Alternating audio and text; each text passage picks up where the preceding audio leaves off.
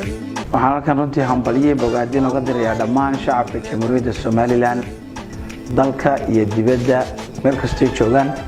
anigoo ku hambalyeynaya munaasabadda 300aad ee ka soo wareegtay maalintii aan la soo noqonay qarannimadeena 1991 oo laga dhawaaqay magaalada Burco maanta ay tahay markaas 18 May 2024 marxad ku ciidamada qaranka dhammaan bilayska kala duwan dhalinyarada haweenka odayaasha cid kasta runtii aad iyo aad baan halkan uga hambalyeynaya waxaan runtii si gaar ah uga hambalyeynaya qorbajooga Jamhuuriyadda Somaliland oo runtii una sanadkan uu cagar dhigay xaflado waaweyn qabtay qaar kale la soo wada oo ilaa bisha dhamaadkeeda wadi doona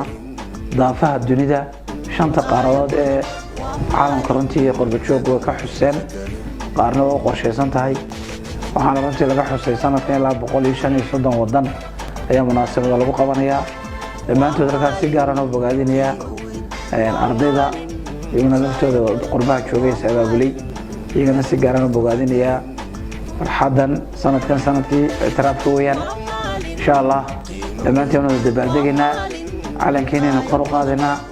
waxa ku qoran calankeena tawxiidka la ilaaha illa allah muhammadur rasuulullah ولكن مركا إنه كره هذا موجود يعني مرنا بهوس هنمايو